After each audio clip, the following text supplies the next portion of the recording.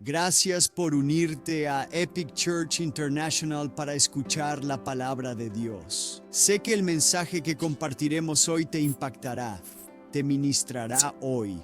¿Por qué? La palabra de Dios es activa y poderosa. Hay 3 acciones que puedes tomar. Primero, suscríbete a nuestro canal de YouTube. Segundo, haz clic en me gusta en el video. Y tercero, activa las notificaciones para que sepas cuando publicamos. Ahora, siéntate y recibe. Y prepárate para actuar según la palabra. Así que imagina que estás conduciendo por la Pacific Coast Highway en California, yendo hacia el sur desde San Francisco en un día brillante, soleado y hermoso. A tu izquierda se encuentran las colinas y a tu derecha el océano. Esto implica que hay varios lugares que simplemente caen al mar desde un acantilado. Es aterrador, pero es bello. Y puedes ver por millas y millas. Vas conduciendo y la música suena fuerte. Tienes el techo abajo en tu convertible, el viento sopla en tu cabello y no tienes preocupaciones en el mundo. Hasta que llegas a una curva. Y en esa curva de la carretera, de repente, sin previo aviso, hay una manta de niebla tan espesa como la que hayas visto. ¿Qué haces? Cuando se les preguntó, esto es lo que la gente siempre decía: reduciría la velocidad. Sujetería el volante, me tensaría. Me sentaría recto. Conduciría frenando y apagaría la música. Y luego, ¿qué haces? Vas con cuidado alrededor de la próxima curva, sino con temor. Luego llegas a la siguiente curva y adivina qué, la niebla se quita. Y está claro. ¿Qué haces en este momento? Ahora es tiempo de relajarse, ¿no? Sueltas la tensión y dejas de frenar, regresas a poner música, disfruta de la vista y te diviertes. Hay momentos en nuestras vidas en los que nos encontramos conduciendo en la niebla, hablando metafóricamente. No estamos claros, no estamos seguros de lo que viene, nos aterra lo que podría haber en la próxima curva. Cuando eso pasa, nos ponemos ansiosos, nos tensamos y sentimos miedo, nos aferramos con fuerza, nos estresamos. Dejamos de disfrutar la música. Hoy estudiaremos la palabra de Dios. Vamos a atravesar la niebla hoy. Vamos a salir al otro lado de la niebla. La niebla se levantará para alguien aquí hoy. Ojalá seas como esos espejos que no se empañan en la ducha. Ojalá estés sin niebla, porque si lo haces y cuando lo hagas, podrás volver a poner la música. Puedes relajarte y disfrutar plenamente de todo lo que Dios ha proporcionado, que Jesús llamó vida y vida en abundancia. Empezamos en Lucas 4. Más tarde iremos al Salmo 19, pero primero Lucas 4. Déjame darte un breve contexto. Lucas capítulo 4 comienza justo después de que Jesús es bautizado por Juan el Bautista en el río Jordán. Y cuando sale del río, la Biblia nos dice que el Espíritu de Dios lo lleva al desierto, donde será tentado por el diablo durante 40 días y 40 noches. Ahora, cuando Jesús supera victoriosamente ese tiempo de prueba y tentación, la Biblia es muy clara en que sale del desierto en el poder del Espíritu. Después de eso, lleno del Espíritu, ¿qué hace? Como era su costumbre, dice la Biblia, lo encontramos en la sinagoga el sábado. Eso significa que Jesús estaba en la sinagoga cada sábado. Si Jesús no faltó a la iglesia, tú tampoco deberías. Oí algunos murmullos y amenes.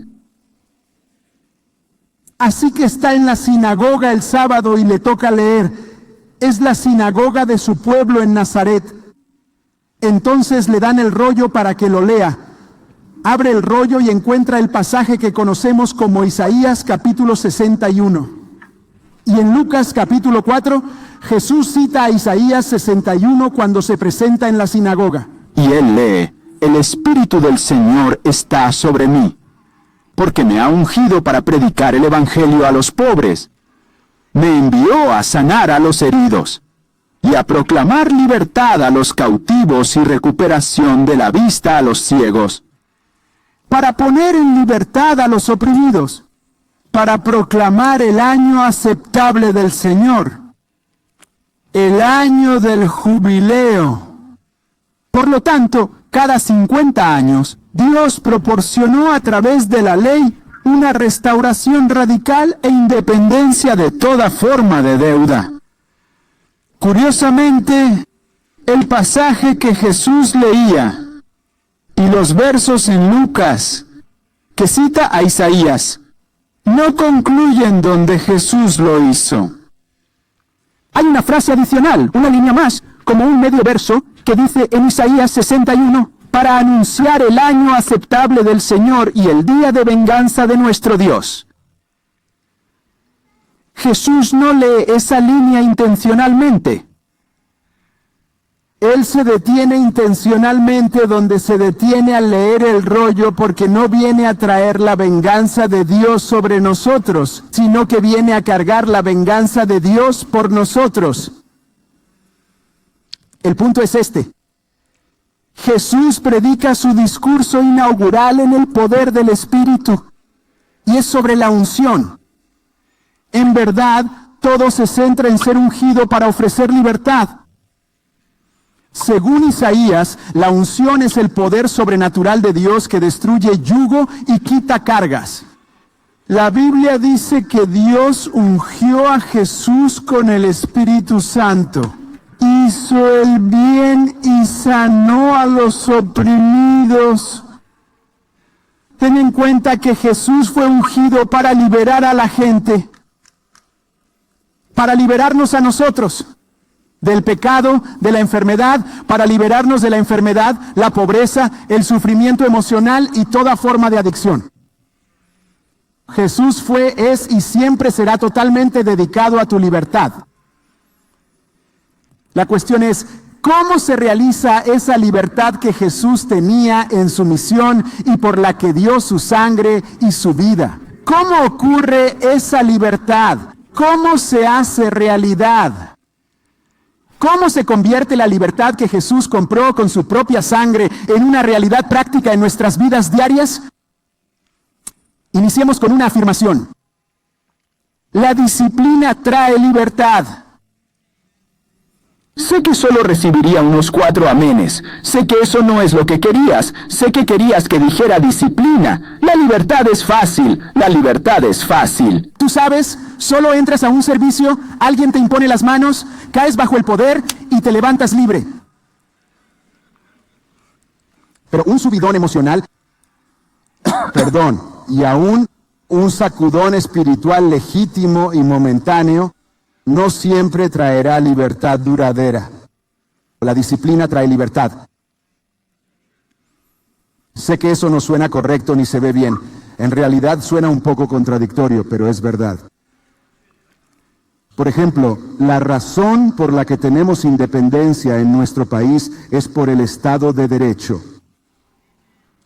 Y en cada momento de la historia humana, cuando las personas creen que la anarquía es libertad, que no tener leyes es libertad, cada vez que cualquier grupo de personas ha creído y tratado de actuar sobre esa locura, ha terminado en un colapso total porque es una plataforma para la esclavitud y el puro mal.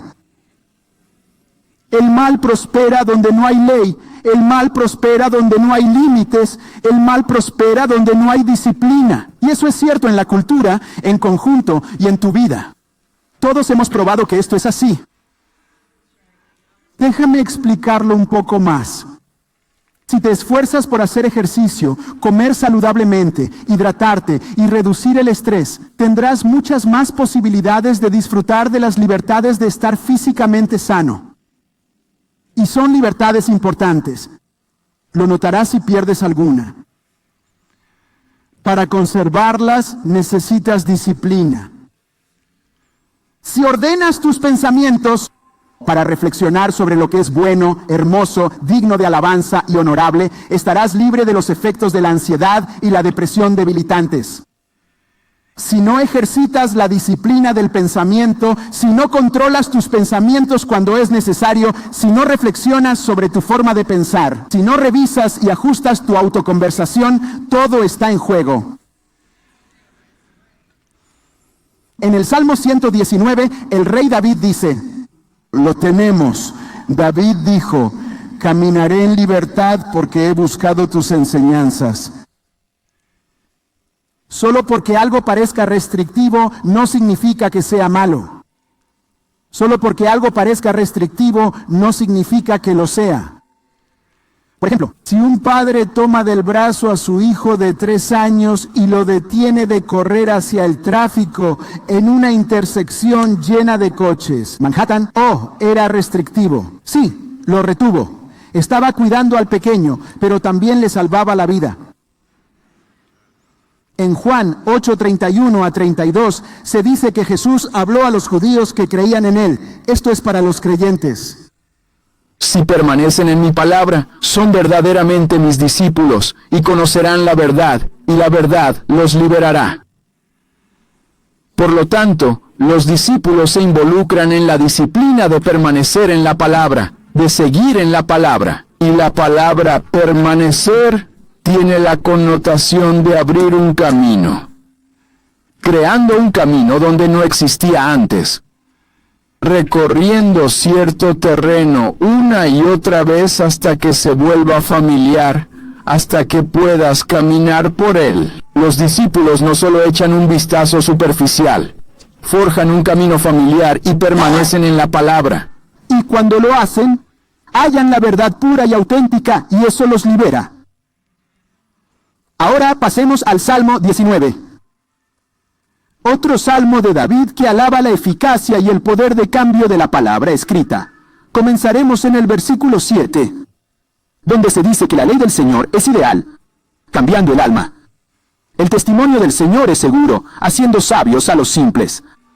Los mandamientos del Señor son correctos, alegrando el corazón. Su orden es puro, iluminando la vista. El temor del Señor es puro y dura eternamente. Los juicios del Señor son verídicos y justos, todos en conjunto. Son más deseables que el oro. Sí, más que mucho oro fino, más dulces también que la miel y el panal. Además, por medio de ellos tu siervo es advertido, y al cumplirlos hay una gran recompensa. Es una antigua tradición judía que cuando un niño judío llega a cierta edad, se coloca miel sobre el rollo de la Torá, la ley. Y el niño debe lamer la miel del rollo de la Torá, simbolizando que la ley del Señor es dulce y anhelada como la miel. En otra tradición judía que se sigue practicando hoy, llamada Hakafot, la gente lleva el rollo de la Torá y danza con él. En el Salmo 19 vemos la ley, el testimonio, los estatutos, los mandamientos y los juicios. Son distintas formas de referirse no solo a la ley de Moisés, ni a los 5 libros iniciales de tu Biblia, sino a la Biblia en su conjunto. Esto comprende los libros históricos, de sabiduría, poéticos y los profetas bajo el Nuevo Pacto. Incluye los Evangelios, Hechos, las cartas de Pablo, las epístolas generales y el Apocalipsis. Es curioso. Hay un punto en el que Jesús menciona los salmos y los llama ley. ¿Por qué? Primero, porque la ley es simplemente otra manera de hablar de las Escrituras, pero en segundo lugar, y lo más importante, cuando Jesús se refiere a los salmos como la ley, en esencia está afirmando que si un autor bíblico expresa un punto mediante poesía, relato o narrativa, debes sentirte obligado a creerlo. Debes cumplirlo. En ese sentido, todo es ley. Todo tiene autoridad. La ley del Señor es perfecta. Se denomina inspiración plenaria. En otras palabras, no puedes elegir solo los versículos que te agradan. No puedes elegir cuáles son las palabras de Dios y cuáles no. Y eso es una diferencia significativa entre el catolicismo y el protestantismo. Es una palabra dura para mí esta mañana. Es una gran diferencia entre católicos y protestantes. Doctrina católica. La Biblia dice que contiene la palabra de Dios, pero solo los líderes de la jerarquía católica conocidos como el magisterio. Solo ellos pueden determinar y decirte qué partes son inspiradas y cuáles no. Solo ellos tienen la autoridad de enseñar e interpretar. La Biblia dice en 2 Timoteo 3:16 que toda escritura. ¿Puedes repetirlo conmigo hoy? Toda escritura. Repítelo. Toda escritura. Primera palabra, paz. Segunda palabra, grafe. Paz, grafe. Esto se refiere a toda la escritura. Es inspirada por Dios y eso es teonustos, respirada por Dios. Es inspirada por Dios y es útil para enseñar, corregir y guiar en justicia. Observa, porque el Señor es un creador soberano y providente.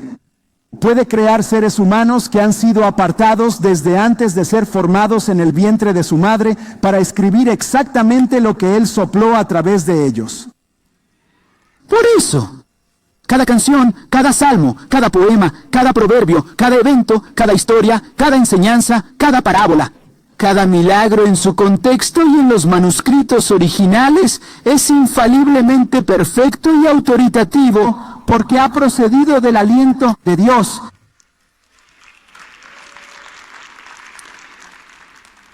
El Señor de la palabra nos da su palabra.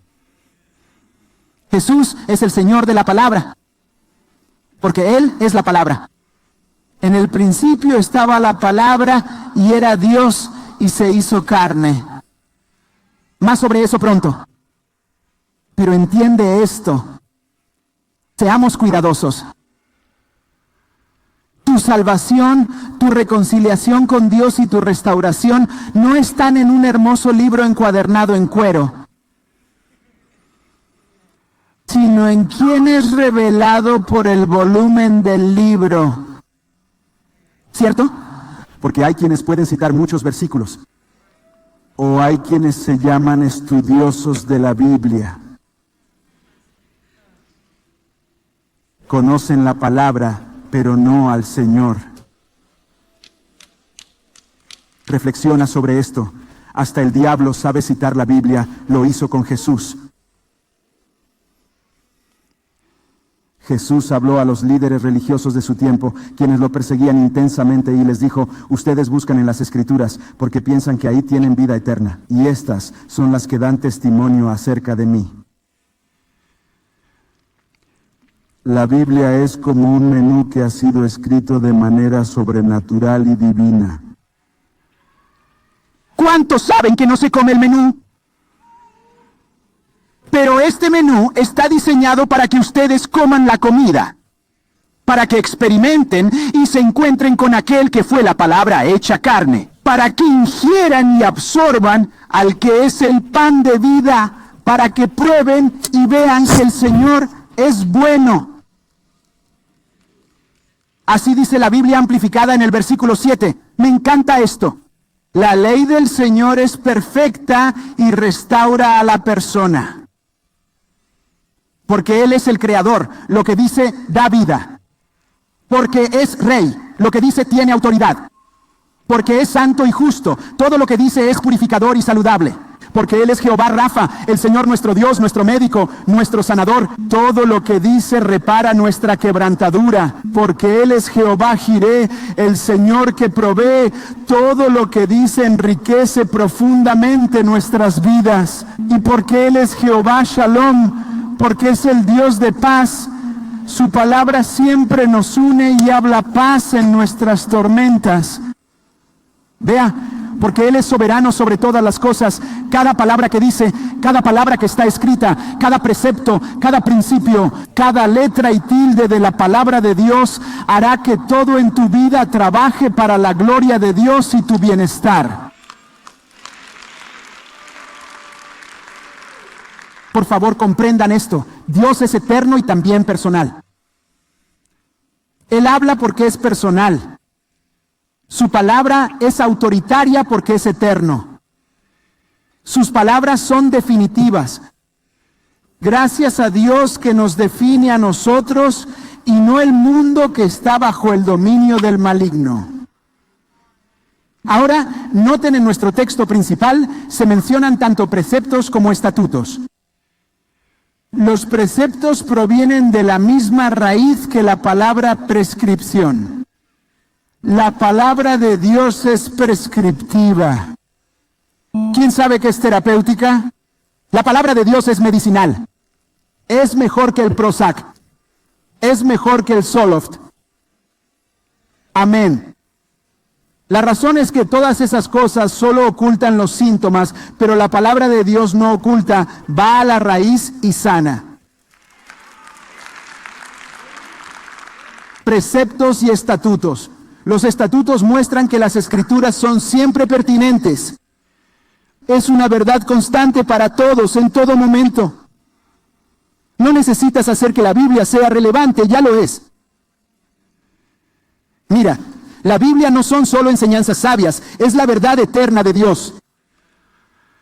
Las Escrituras no son solo leyes arbitrarias o pautas o sugerencias. Dios te creó, Dios hizo el mundo, Él es el diseñador, Él es el arquitecto, Él sabe cómo funcionan tanto tú como el mundo. Todo lo que Dios te dice que hagas en su palabra, debes hacerlo porque así fuiste hecho. Déjame ponerlo así. Si posees un auto de gasolina, de vez en cuando debes chequear el aceite. Tienes que cambiar el aceite ocasionalmente. Tienes que rellenarlo. Si está bajo, debes añadir aceite. Porque si no lo haces, tu transporte se detendrá de golpe. Te costará miles de dólares y se romperá por completo. Quiero que le digas a la persona a tu lado, revisa tu aceite. Díselo ahora mismo. Solo di, revisa tu aceite. Revisa tu aceite. Debes chequear tu aceite. Y por cierto, no hablo de tu carro.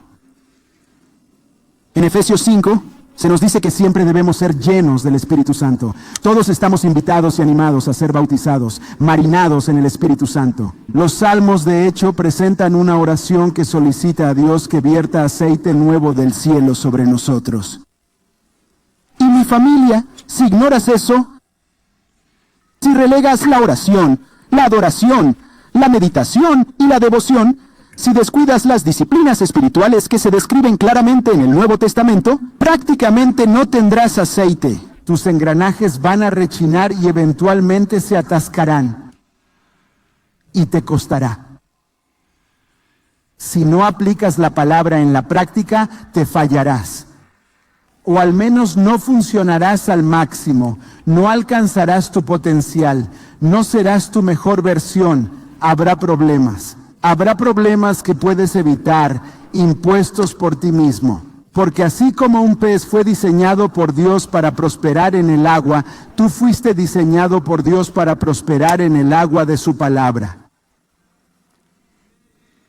Dios dice, si transgredes mi palabra, no solo transgredes contra mí, sino que también transgredes contra ti mismo. No serás tu mejor yo. Dios dice, escucha, tengo tu mejor interés. Por lo tanto, si no coincides conmigo, transgredes y te rebelas contra mis palabras. Lo haces a tu propio riesgo, en contra de tu propio interés. La Biblia en Isaías 1 dice que si obedeces y estás dispuesto, comerás lo mejor de la tierra. Pero si te niegas y te rebelas, serás devorado por la espada, porque la boca del Señor lo ha dicho. Por caso, si observas y escuchas claramente que Dios quiere que lo honres con lo primero y lo mejor de tus ingresos, y eliges no hacerlo deliberadamente, no dar el diezmo, lo comprendes, lo sabes, pero no lo harás. Lo haces en detrimento de tus propios intereses. Es en tu mejor interés dar el diezmo, porque la palabra de Dios es cierta. Sus promesas sobre el diezmo y la generosidad son verdaderas. Te daré otro ejemplo confuso. Lo mencioné la semana pasada, pero quiero que leamos las palabras de Jesús en el Sermón del Monte, en Mateo 5. Él dijo, de nuevo, han escuchado que se dijo a los antiguos, no jurarás en falso, sino que cumplirás tus votos al Señor. Pero yo les digo, no juren en absoluto. ni el cielo, que es el trono de Dios, ni la tierra, que es su reposapiés, ni Jerusalén, que es la ciudad del Rey grande. No jures por tu cabeza, ya que no puedes hacer que un cabello sea blanco o negro, sino que tu afirmación sea firme, y tu negación clara, porque lo que es más que esto proviene del maligno. Tú sí debe ser sí y tú no, no. No jures. No jures por nada. Te lo juro por Dios, no lo hagas. Te lo juro sobre la tumba de mi madre, no lo hagas. No empieces tu oración con, bueno, no voy a mentir, pero no hagas eso. Amén. Es en tu mejor interés no jurar, porque te perjudicará si lo haces. ¿Por qué? Porque perderás credibilidad, y la credibilidad no solo es la moneda del liderazgo, sino también de las relaciones. Si no eres creíble o solo lo eres cuando dices, bueno, juro que esto es cierto, ¿quién puede confiar en lo que dices? ¿Quién puede confiar en ti? Di lo que piensas y piensa lo que dices. Y cumple lo que dices que harás en el momento que lo dices. Es bueno que obedezcas lo que Jesús dijo. Es de suma importancia que leas la palabra, la estudies, medites en ella y conozcas lo que dice para que lo lleves a cabo. Es clave tener conciencia de que te están bombardeando continuamente con una noción de verdad que es muy distinta. Te están bombardeando y has estado siendo bombardeado con eso durante mucho tiempo. Años atrás, quizás, no lo sé, hace años, el pastor Lane y yo estábamos viendo un documental que se relacionaba con una organización que se formó tras el 11 de septiembre. Una organización de derechos civiles para musulmanes conocida como CAIR. Y se pronuncia C-A-I-R. CAIR. Suena bien. Suena amable. Se interesan. Así que este documental habla de diferentes cosas. Y una de las cosas en las que se enfocan, y tal vez una de las más importantes, es la idea de que CAIR y otros líderes en el Islam dicen que somos una religión pacífica. Recuerdo que tras el 11 de septiembre hubo una gran campaña mediática. No, es una religión pacífica. Recuerdo personalmente ver al presidente George W. Bush decir que el Islam es una religión que ama la paz. Ahora, yo no lo juzgo. Alguien le comentó eso, y está bien. Pero en este documental, entrevistan a diferentes personas. Sí, es paz. Somos pacíficos, queremos paz. Y al final dicen, en realidad, todo se trata de la paz mundial. Queremos paz mundial. Y luego se adentran más, para averiguar qué significa la paz para ellos. La paz, no solo en esa organización, sino también en general. En cuanto a creencias, sí, creemos en la paz en el mundo, y algún día la habrá. Cuando el mundo se una bajo la bandera del Islam, ellos realmente dijeron, cuando la bandera islámica ondee sobre la Casa Blanca, tendremos paz. Y lo lograremos ya sea por conversión o de otra manera. Esa es otra manera de definir la paz. Ahora, si dices, por ejemplo, que Dios es un Dios de amor, eso no causa un conflicto con la cultura, pero al afirmar que Dios es un Dios de verdad, sí lo hace. Especialmente en una sociedad que tiene conceptos de verdad muy distintos. Una sociedad que valora cada vez menos la verdad y escucha. Déjame decir esto también. Si tienes a alguien en tu círculo que no aprecia la verdad, no son un contador de verdades. Valoran lo que les beneficia más que la verdad. Prefieren el dinero a la verdad, prefieren el poder a la verdad, prefieren manipular a la verdad, por lo que no tienen ningún problema en mentir y llamarlo verdad para su propio engrandecimiento personal o lo que sea. Si tienes a alguien tan egoísta, tan egocéntrico, tan absorbido en sí mismo y tan deshonesto en tu círculo, necesitas distanciarte. Sí, sí, ámalos, ora por ellos, ora para que cambien, ora para que se arrepientan, pero hazlo desde la distancia. La cultura dice que la verdad depende de cada uno. Así que es como te sientes en el momento, cuando descubres lo que es relevante para ti, y esa es tu verdad.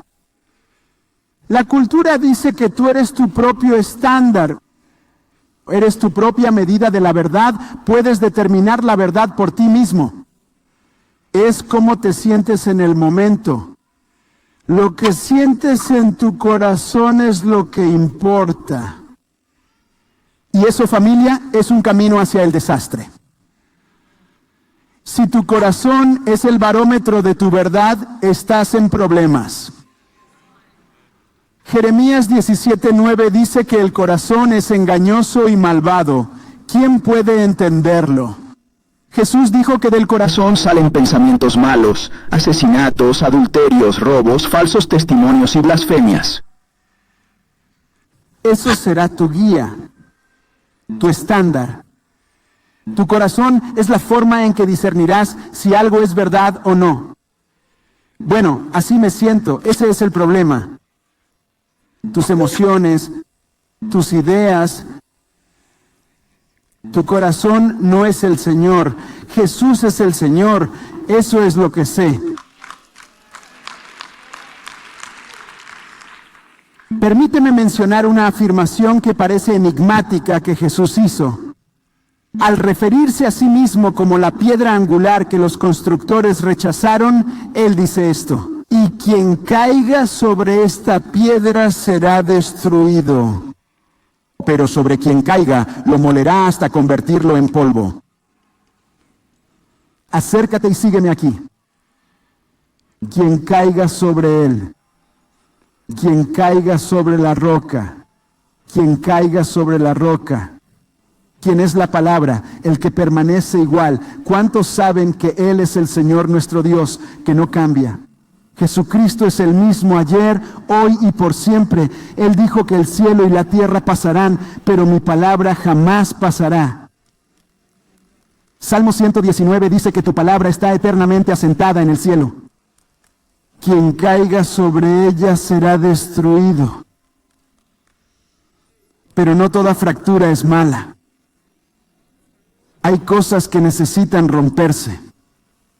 Existen hábitos que necesitan ser destruidos, adicciones que deben ser superadas, dependencias y codependencias que requieren ser eliminadas. Tu orgullo necesita ser quebrado, tu egoísmo debe ser deshecho, tu deseo, tu codicia, la necesidad de agradar a todos y ser aceptado por todos, todo eso debe ser destruido. Escucha, esa inclinación religiosa, tu terquedad necesita ser quebrada, esa rebeldía necesita ser quebrada, o mejor dicho, molida en polvo.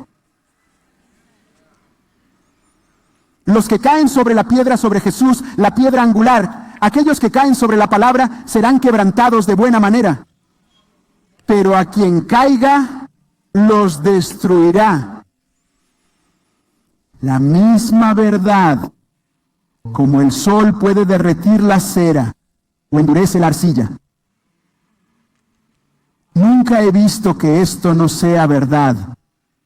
Las personas que saben más, pero se niegan obstinadamente a mejorar, se endurecen con el tiempo. Jesús oró al Padre en el jardín de Getsemaní y en esa oración de sumo sacerdote lo dejó claro. Dijo, tu palabra es verdad. ¿Puedes repetirlo conmigo? Tu palabra es verdad. Tu palabra es verdad para tus finanzas, tu palabra es verdad para tu carrera, tu palabra es verdad para tus relaciones, para tu matrimonio, para tu crianza, para tu familia. La palabra de Dios es la verdad que necesitas para estar emocionalmente estable y psicológicamente bien. Tu palabra ilumina mi andar y guía mis pasos en la oscuridad. Pero la pregunta es, cuando se trata de lo que es la verdad, como ¿vas a elegir Facebook o vas a elegir a Jesús? ¿X o las Escrituras? ¿Instagram o la Biblia? ¿CNN, Fox News, MSNBC o la Palabra de Dios? Mira, si la gente acepta la descripción y definición errónea de la cultura sobre la verdad, que básicamente es, la verdad es lo que sientes en el momento y está sujeta a cambios por casi cualquier cosa, no sé cómo lo lograrán. A medida que el mundo se deteriora, yo solo sé un camino de enfrentar la pérdida de un hijo. Solo sé un camino.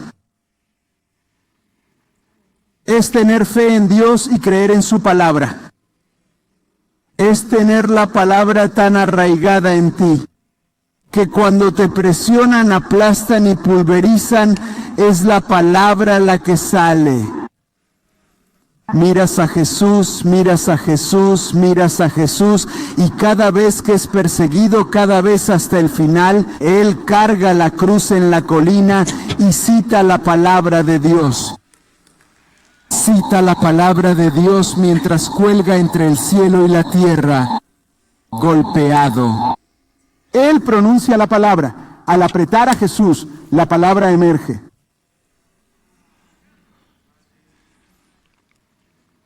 Cuando la llamada sobre Justin en 2020, poco después de que ella recibió la terrible noticia, la noticia que no debería oír un padre, te lo digo, ella pasó del teléfono al baño y ella tomó el inodoro y se arrodilló y vomitó. Pero mientras vomitaba, el Señor es mi pastor, no me faltará nada. Y luego vomitaría un poco más. Él me hace descansar en verdes praderas, restaura mi alma. Vomitaría más, pero era la palabra, era la palabra. No sé cómo alguien más sobrevive a algo así. ¿De dónde proviene tu consuelo?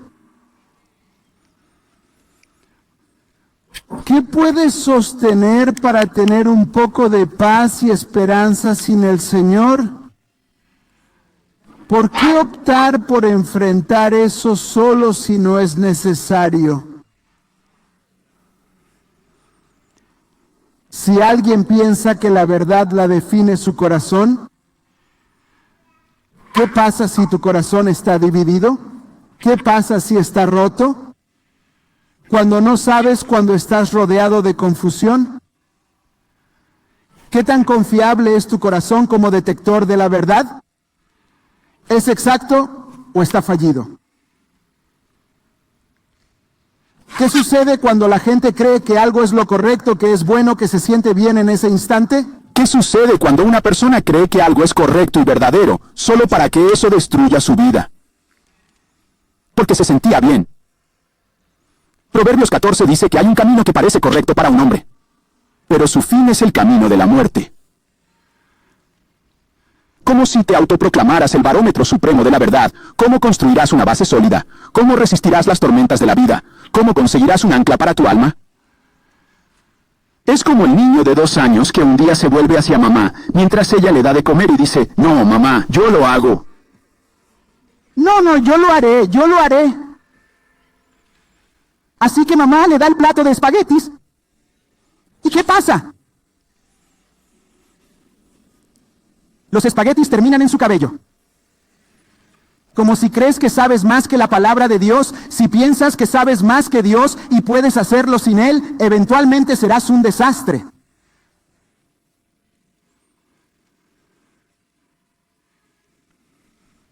¿Quieres saber qué es lo correcto de hacer aunque tu corazón no lo sepa? Sí. ¿Quieres poder actuar con firmeza? El salmista dice repetidamente, confío en tu palabra.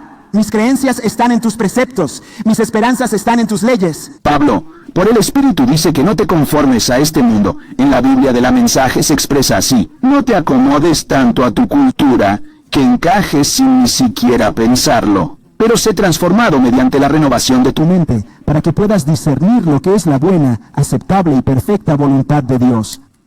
Escucha, ¿quieres la voluntad de Dios? ¿Quieres estar en el centro de la voluntad de Dios para tu vida? ¿Quieres más la voluntad de Dios que la tuya? Dios conoce lo que te hará feliz, lo que te llenará de alegría y satisfacción más allá de lo que piensas. Y puedes tener la buena, agradable y perfecta voluntad de Dios manifestada en tu vida. La ley del Señor es perfecta y restaura al ser humano. Esa es la clase de poder que tiene la palabra de Dios. Te hará sabio, alegrará tu corazón, abrirá tus ojos, purificará tu alma y te indicará dónde están las trampas y los peligros. Te da advertencias y te ayuda a navegar con seguridad por cada campo minado de los enemigos. Y al mantenerlos hay gran recompensa.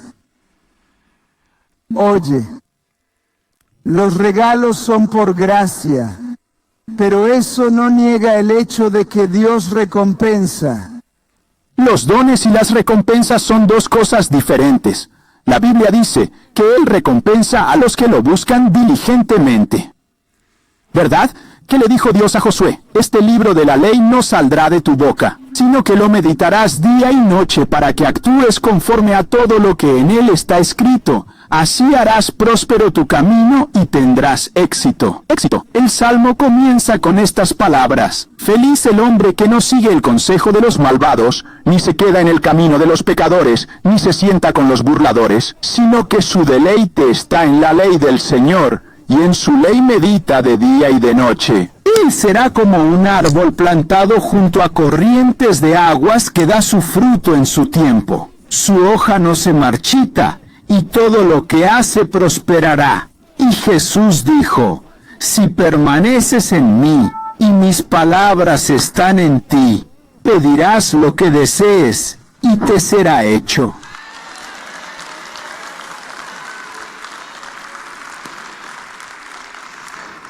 La recompensa de guardar la palabra de Dios es la prosperidad en toda la vida. Y la Biblia usa esa palabra prosperidad, así que también la usaremos. Pero ahora sabe esto: la prosperidad bíblica no se trata solo de dinero. Se trata de prosperar en tu alma, según el versículo 2 de 3 Juan. Un matrimonio próspero. Ser próspero en tus relaciones. Y sí, prosperar materialmente en la abundancia de la bendición de Dios. Concluyamos con un paso más. El rey David escribe nuevamente en el Salmo 119. Escribe que tu rostro brille sobre tu siervo y enséñame tus leyes. Esto no es solo acerca de decretos, leyes, ordenanzas y mandamientos. Es ver su cara. Es tener una relación con Dios. Es tener un encuentro con Jesús, donde te sientas y abres la palabra de Dios. Puede ser por la mañana con tu café antes de que los demás se levanten, o en el trabajo durante tu almuerzo. Sacas tu Biblia y lees. Quizás sea de noche, cuando todos ya están dormidos. Sacas tu Biblia, la abres y comienzas a escuchar su voz. Abres tu Biblia y escuchas al Espíritu hablarte. Abres tus escrituras y algo salta de la página. Abres la palabra de Dios y ves un aspecto del carácter de Dios que nunca habías visto antes, o de la naturaleza de Dios, o de su capacidad, o de su disposición. Sin embargo, te das cuenta de un aspecto del amor de Dios que no habías notado antes. Y algo cambia dentro de ti. Escucha, esto es algo que sé. Algo ocurre en tu interior. Hay una calidez, hay un derretimiento, hay una atracción, hay una interacción sagrada. Momentos sagrados ocurren. A veces ríes, a veces vienen las lágrimas, pero es un momento sagrado y es mejor que el oro fino. Es más dulce que la miel y un panal.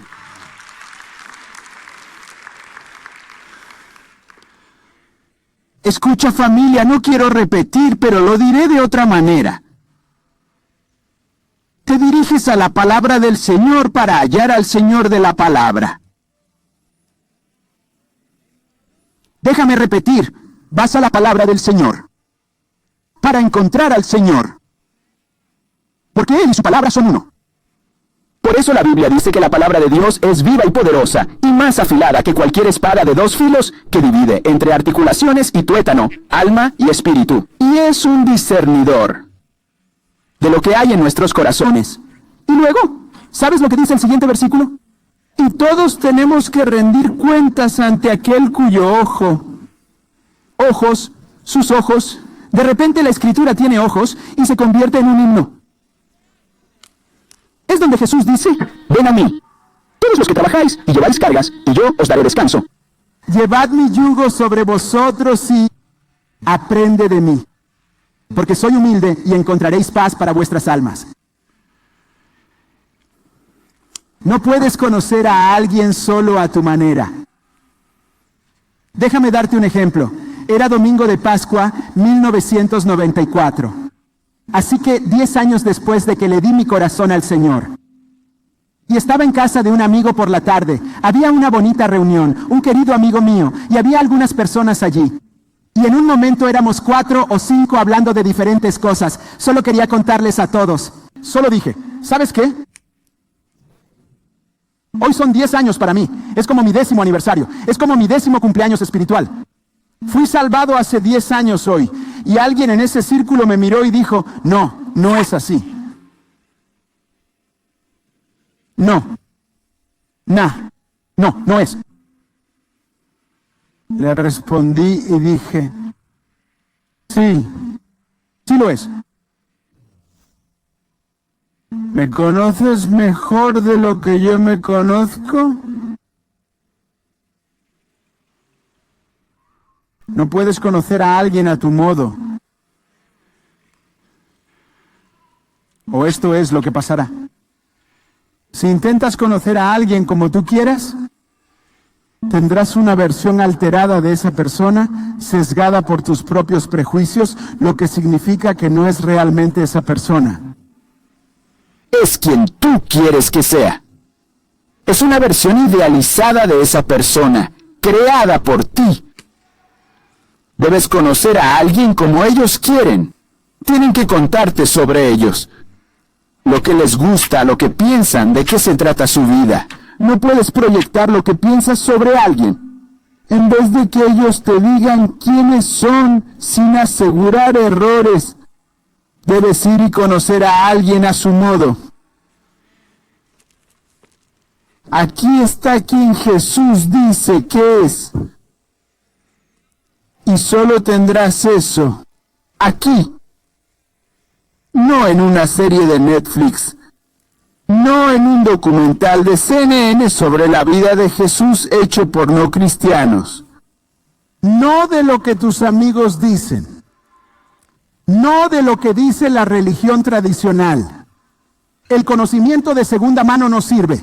No es suficiente y no lo necesitas cuando puedes ir directamente a la fuente.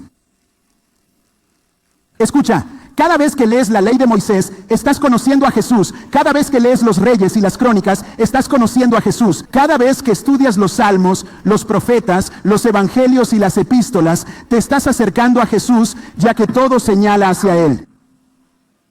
Juan el amado en 1 Juan 3:2 dice, amado, somos hijos de Dios. Y todavía no se ha manifestado lo que seremos, pero sabemos que cuando Él se manifieste, seremos semejantes a Él porque lo veremos tal como es. Ahora, por supuesto, la aplicación principal de esto es lo que sucederá cuando venga el regreso de Cristo. Pero también es un principio que es cierto cuando Él se revela a ti. Cuando tienes una revelación personal de quién es Jesús, experimentarás una revolución interna. Cuando tienes una revelación personal, cuando Él se revela, ¿verdad? Cuando tus ojos se abren y ves quién es realmente, no puedes evitar ser más como Él. ¿Quieres ser más fuerte emocionalmente? Lee la palabra. ¿Quieres ser más sabio? Lee la palabra. ¿Quieres conocer a Jesús? Lee la palabra. ¿Te gustaría ser más parecido a Él? ¿Deseas tener un impacto positivo y celestial en tu vida, en tu familia, en tus hijos y en las generaciones futuras? Entra en la palabra. Lee, estudia, medita, haz la palabra. Porque esta palabra tiene un valor incalculable e invaluable. Tesoro. Voy a cerrar con una historia breve. Imagina que alguien llama a tu puerta. Abres la puerta y te encuentras con dos hombres que parecen muy oficiales. Dices, hola, ¿puedo ayudarles? Y ellos dicen, sí, somos del USGS, el Servicio Geológico de los Estados Unidos. Hemos realizado un estudio en tu condado. Y lo que hemos encontrado es que en tu propiedad, y es tu propiedad, tienes los derechos sobre los minerales, pero en tu terreno en particular, detrás de la casa, en tu patio, parece haber un yacimiento de oro justo bajo la superficie. No sabemos su tamaño exacto, pero nuestras encuestas sugieren que podría ser hasta 1 tonelada de oro. Y luego te dicen esto. Solo queríamos avisarte. Que tengas un buen día. Y mientras se van, piensas, oh, voy a tener un buen día. Y no importa si no logras que un contratista venga. No importa si no puedes rentar tu propia excavadora. No importa si no tienes palas. Irás a la cocina y te conseguirás algunos tenedores, cuchillos y cucharas y estarás en el patio trasero durante horas buscando ese oro. Pero estoy aquí para decirte que no necesitas oro en el jardín, ya que posees algo más precioso que el oro, un tesoro llamado la palabra de Dios. Mi familia, hagan su excavación. Amén.